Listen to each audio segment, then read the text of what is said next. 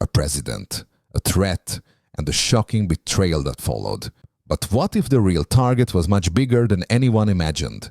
It was 2:47 a.m. when President Ibrahim Traoré was jolted awake by a high-priority security alert. His eyes still clouded with sleep, he heard the chilling words, "Your brother Abdoulaye has vanished." After attending a charity event in the capital, his vehicle was found abandoned near a park. The driver was unconscious, the in-car security footage completely wiped. But the real shock came 42 minutes later, when a heavily encrypted digital message hit the presidential protocol system. "If you don't meet our demands, your brother will only be the beginning." The message was traced back to a military-grade encryption system based in Europe.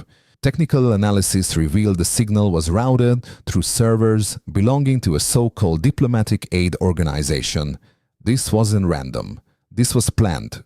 But it wasn't just about ransom. The demands were far more dangerous: confidential state documents, strategic files buried deep inside government servers.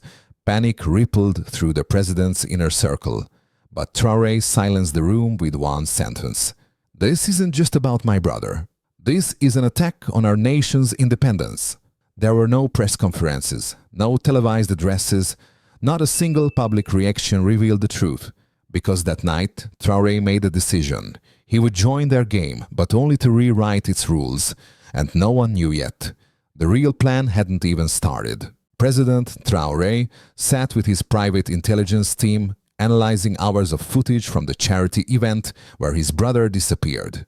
At first glance, everything seemed normal, until a subtle but consistent detail stood out: 3 foreign men who never once left Abdoulaye's side. Dressed casually, smiling warmly, they blended in as friendly volunteers.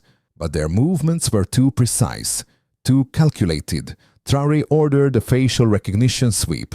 The results were chilling. They belonged to Alpine Watch, a covert European mercenary network with a sinister reputation, linked to political assassinations, sabotage operations, and psychological warfare across Africa. Alpine Watch wasn't just dangerous, they were sophisticated. Their strategy: replace kidnapped figures with convincing doppelgangers, then spread fake videos and statements to destabilize entire nations from within. This wasn't a kidnapping anymore. This was information warfare. One of Traoré's advisors whispered, "Mr. President, if your brother is still alive, could they be preparing to replace him with someone else?" Traoré narrowed his eyes. "If they are playing with illusions, we'll trap them with the truth." And with that, the first counter-strike was set in motion. But this was only the beginning, because the enemy wasn't just distant, it was already inside the walls, and far more dangerous than anyone imagined. When the enemy plays with illusions, sometimes the only way to win is to become the illusion. The situation facing President Traoré was both clear and grim. His brother was still missing, and the enemy operated like a phantom army, fighting with manipulation instead of weapons. So Traoré did something no one expected. He turned their game against them. Operation Decoy was launched.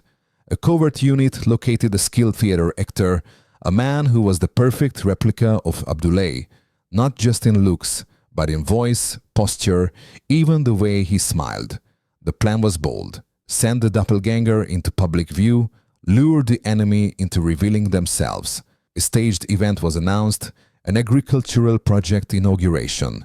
Local media received a leak that Abdoulaye would appear. The goal: convince the world he was never kidnapped, and fracture the enemy's grip on the narrative. And just as planned, they took the bait. Social media exploded. Anonymous accounts screamed, "That man is fake." The post originated from foreign IP as Alpine Watch was panicking, and panic meant vulnerability. Traoré's cyber intel teams traced the activity. The digital trail led to a secluded mansion operating under the guise of a French humanitarian organization. Traoré stared at the map and clenched his jaw. He's there, but this isn't just about my brother anymore. It's their turn to be afraid. As night fell, the countdown to the assault began, and for the audience watching from afar, the curtain was just beginning to rise on the truth. At exactly 2:15 a.m., under the cover of a moonless sky, a team of Burkina Faso's elite special forces closed in on a secluded mansion. It bore a sign that read Helping Hands Foundation, a humanitarian front for something far more sinister. President Traoré had issued one clear command: don't just find my brother, expose the entire operation. Even the softest rustle in the grass could spell disaster. Signal jammers activated. Radios, phones, surveillance systems, everything went dark. The mansion was now trapped in its own silence. The first unit breached the ground floor and swiftly subdued 4 individuals attempting to conceal their identities. They didn't resist.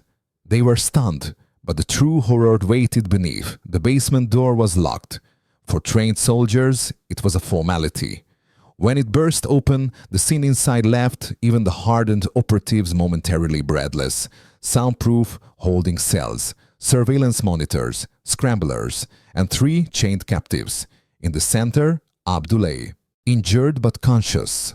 Beside him, 2 other officials abducted from different nations. Scattered across the room, documents, hard drives, paper trails, all pointing to one name: Alpine Watch, the mercenary intelligence group orchestrating psychological warfare against entire governments.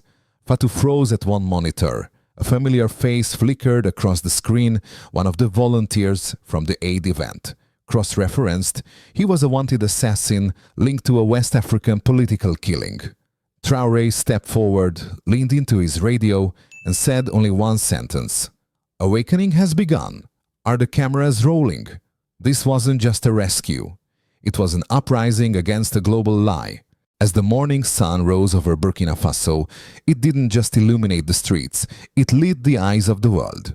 Outside the presidential palace, cameras rolled, microphones buzzed, and a crowd of international reporters held their breath. The shockwaves of last night's raid had already crossed borders, but no one was ready for what came next. When President Traoré stepped up to the podium, 3 figures stood at his side.